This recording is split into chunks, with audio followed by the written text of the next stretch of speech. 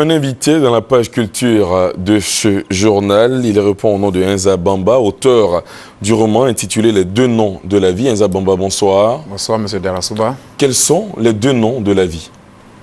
En fait, ce titre traduit l'ambivalence de la condition humaine. Vous savez, il y va de la vie des nations comme de celle des individus. Il y a des hauts et des bas, ce n'est jamais un long fleuve tranquille. En réalité, c'est le personnage principal du roman, Sandrine Fanebo, qui, à la fin du récit, s'écrit « Oh, donc la vie a deux noms ». Parce que sa vie à elle s'était égrenée jusque-là comme un chapelet de déconvenues, de difficultés. La mort est omniprésente dans son univers familial. Et puis, un peu plus tard, les déboires conjugaux de ses parents jusqu'au divorce. Mais le paroxysme, c'est la crise politique insoluble qui secoue son pays, qui va se muer un peu plus tard en rébellion. Donc, il y a un malaise généralisé, un mal-être.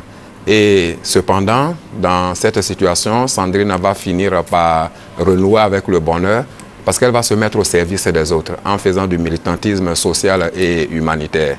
Dans ce bonheur retrouvé, elle s'écrit « Oh, donc la vie a deux noms, déboire et espoir ». Ce devait être d'ailleurs le titre du roman, mais nous avons voulu, en dernier ressort, choisir cette formule métaphorique, les deux noms de la vie. D'accord. De façon beaucoup plus explicite, quels sont les sujets que vous abordez au cœur de cette œuvre, les deux noms de la vie?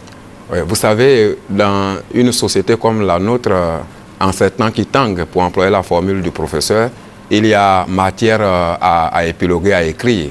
Ce ne sont pas en tout cas les sujets qui manquent.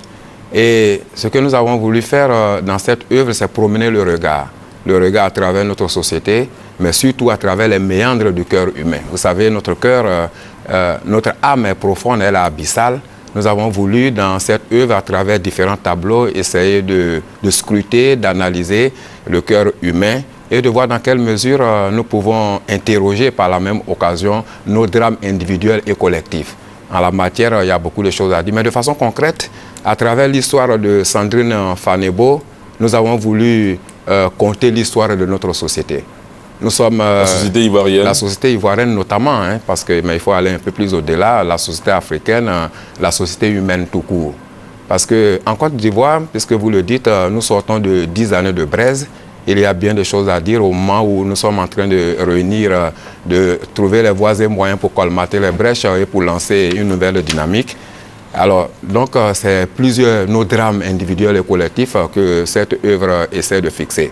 C'est, par exemple, les déboires conjugaux, c'est les désillusions de l'amour, c'est la problématique de notre rapport au bonheur, notre représentation du bonheur et de notre cohabitation ensemble. Vous parlez aussi de la jeunesse dans cette œuvre? De la jeunesse? Oui, naturellement, parce que l'héroïne même est une jeune personne. Si on doit voir les choses sous cet angle-là, le rapport de la jeunesse à sa propre existence, c'est une question de fond.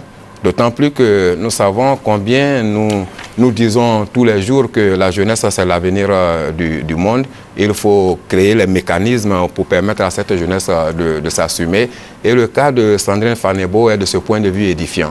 C'est une jeune fille qui, en dépit des difficultés de la vie, arrive cependant à trouver sa voie. C'est un bel exemple de ce que les jeunes, en dépit de tout, contre vents et marées, peuvent trouver leur voie.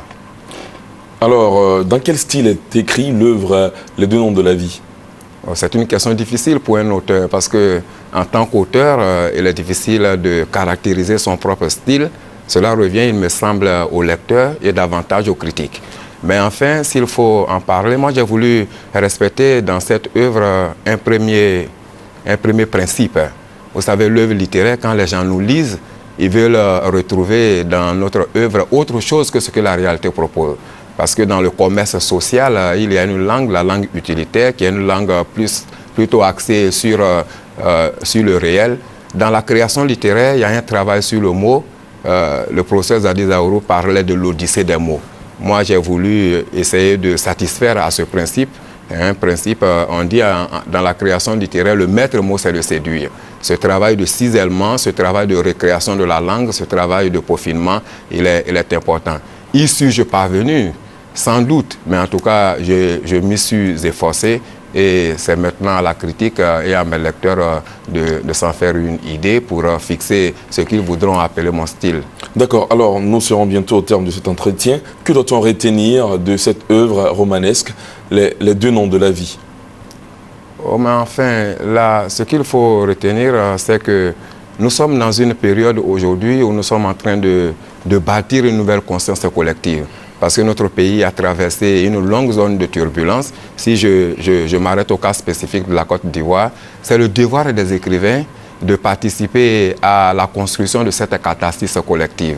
Et cette œuvre s'y emploie modestement parce que, en définitive, qu'est-ce que nous remarquons dans la vie de tous les jours?